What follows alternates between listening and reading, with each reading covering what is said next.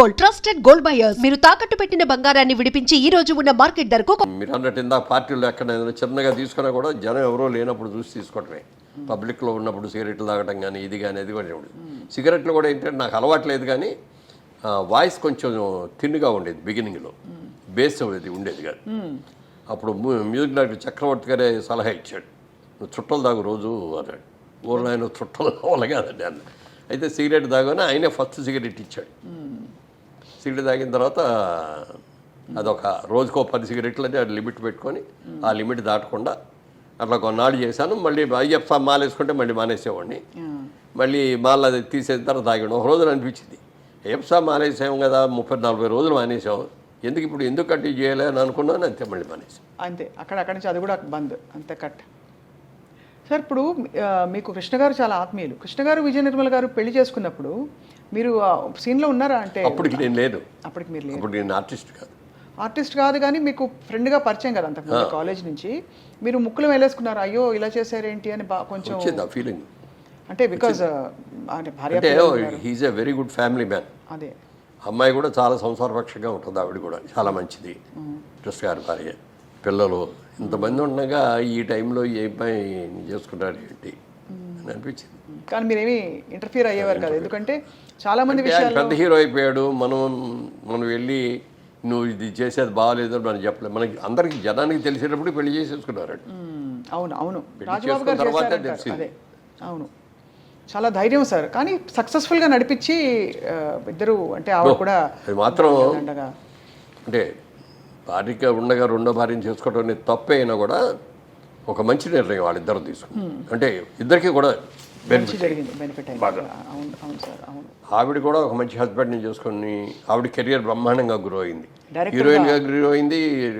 Director అవ్వాలని ఈయనే encourage చేశాడు, కృష్ణ గారే ఎంకరేజ్ చేశాడు. నువ్వు సినిమా నువ్వు పనికొస్తావు, నువ్వు సినిమా తీయగలవు అని చెప్పి చేశాడు. మరి వాళ్ళ గిన్నీస్ బుక్ ఆఫ్ వరల్డ్ రికార్డులో ఒక మహిళా దర్శకులాగా ఆవిడని దాన్ని ఎవరు బీట్అవుట్ చేయలేరు. కరెక్ట్ సార్, అదే అనిపిస్తుంది. అట్లా కృష్ణ గారు బాగా ఎంకరేజ్ చేశారు. అలాగే ఆవిడ కూడా కృష్ణ గారిని ఎప్పుడు ఏం కావాలో ఆయనకి అన్నీ కూడా చాలా జాగ్రత్తలు చూసుకోవటం. ఆయన చనిపోయే ముందు కూడా ఆయన కావలసిన జాగ్రత్తలు ఫ్యామిలీ అందరికీ ఏమేమి చెప్పాలో అన్నీ కూడా చెప్పి అంత బాగా గొప్ప. అదే అనిపిస్తుంది సార్ ఒక్కోసారి, అంటే చిన్న జీవితం ప్రేమ కలిగితే అంటే ఎందుకు చేసుకోకూడదు అనే భావన కలగడం, అంతే కదా సార్. అవును. సో బట్ ఎనీవే సార్, మీరు మీ పందాలో వెళ్తూ మీరు ఒక వ్యాపారవేత్తగా, యాక్టర్గా, నిర్మాతగా కూడా మారారు 100 చిత్రాల తర్వాత. దానికి కారణం ఏంటి సార్?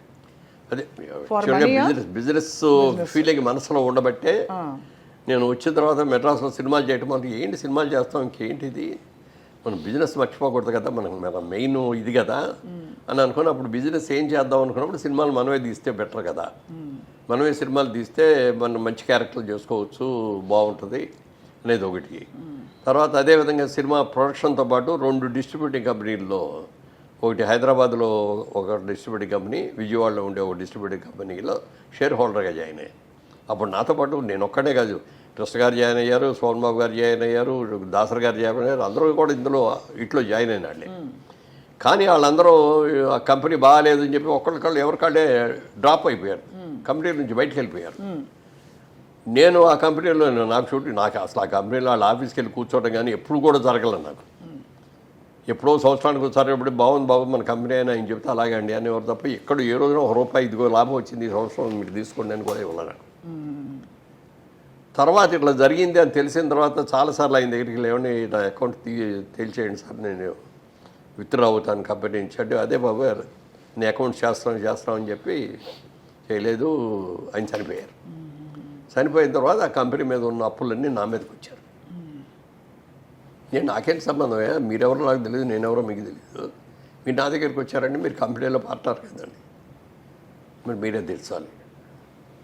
మాట్లాడితే నిజమేనండి, అది కంపల్సరీ మన మీద ఆ బాధ్యత పడుతుంది.